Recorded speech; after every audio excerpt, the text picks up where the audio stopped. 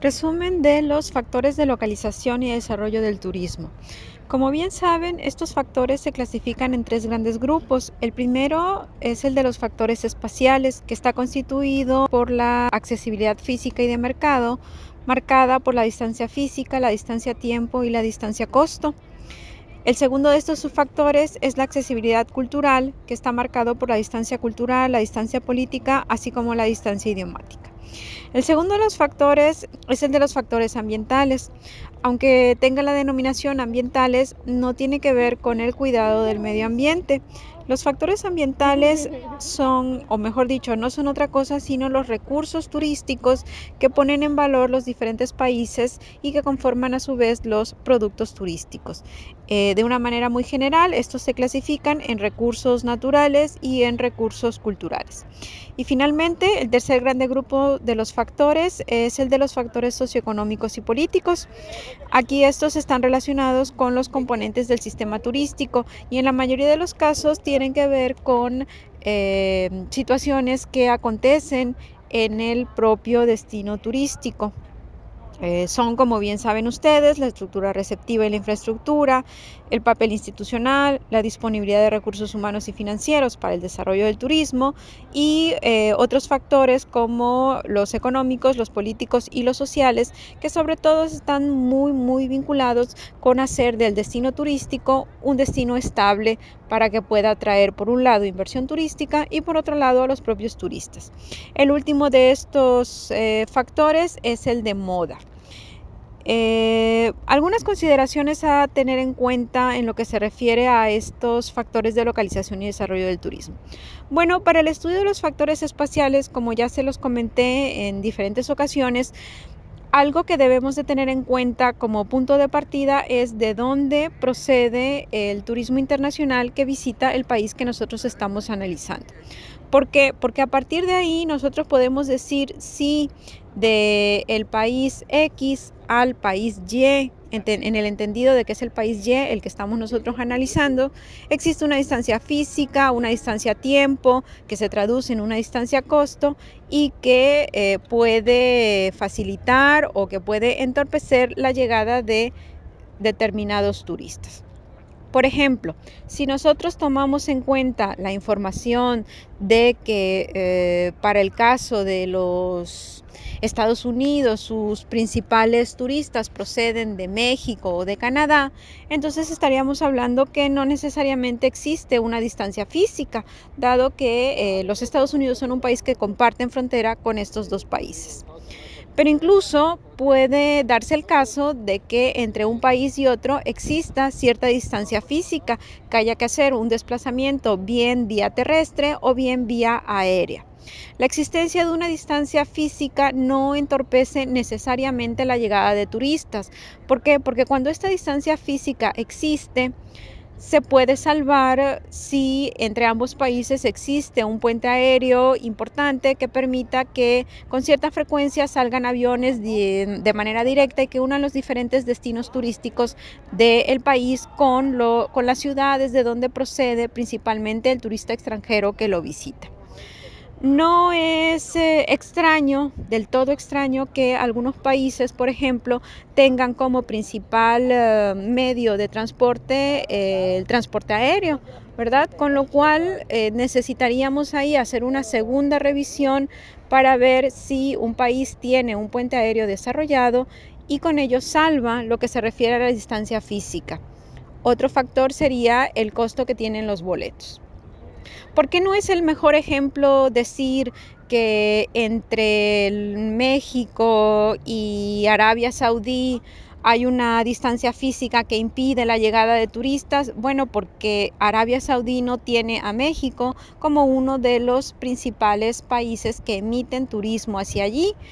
Por ende, es de esperarse que la distancia física suele prestarse como un factor que impida la llegada de turistas mexicanos. Una lectura más o menos similar es la que podemos alcanzar a realizar para la accesibilidad cultural. Evidentemente, países que comparten la misma lengua tendrán o no presentarán una distancia cultural. Por ejemplo, si pensamos en Alemania y consideramos que Austria es uno de los principales países que emiten turismo hacia Alemania, ya sabemos que ambos países comparten la misma lengua materna, por lo tanto no existiría una distancia cultural. Pero el que exista una distancia cultural tampoco necesariamente es una limitación para la llegada del turismo. Pensemos en los Emiratos Árabes Unidos y pensemos en algunos de los principales países que mandan turistas hacia los Emiratos Árabes Unidos. Un número importante de estos son los países de alrededor, hablan árabe, por lo tanto no existe una distancia cultural insalvable. Pero pensemos en los Estados Unidos o en el Reino Unido, ¿verdad? Que sí que son países que mandan también importante número de turismo hacia los Emiratos Árabes Unidos y que sí que tienen unas distancias culturales e idiomáticas con respecto a los Emiratos. Pero en este sentido, si ustedes se dan cuenta, a pesar de las distancias culturales, en muchas ocasiones la actividad turística puede salvar esas distancias culturales.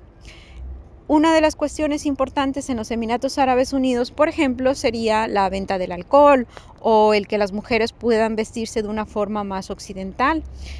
¿Cómo ha salvado esto este país? Bueno, simple y sencillamente ha creado ciertos espacios, llámense hoteles, sobre todo hoteles, ¿no? O villas en las ciudades donde se permite la venta de alcohol o donde se permite a las mujeres vestirse de una forma mucho más occidental y no tener que necesariamente recurrir a la forma cultural tradicional de ese país.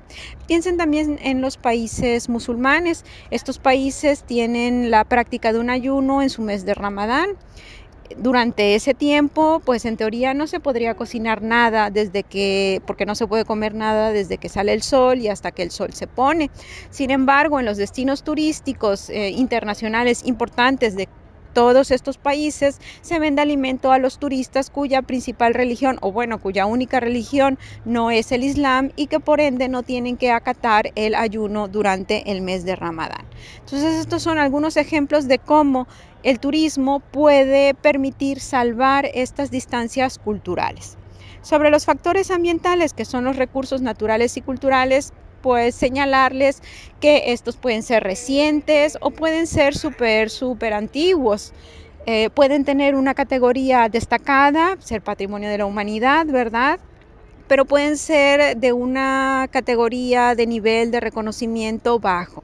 No obstante, pueden ser usados de manera directa, de manera principal o de manera secundaria para la conformación de los productos turísticos. Y los últimos factores son, por supuesto, bastante más ricos de desarrollo, son los factores socioeconómicos y políticos. En este sentido, pues también es importante hacer la revisión y hacer la lectura de cómo está la economía en el país que se está analizando. Por ejemplo, en el caso del Reino Unido, que a partir del Brexit ha tenido su moneda, la libra, una pequeña devaluación con respecto al euro y que eso puede permitir que turistas procedentes de la zona euro encuentren un poco más barato viajar hacia el Reino Unido y eso se convierte en un elemento detonador.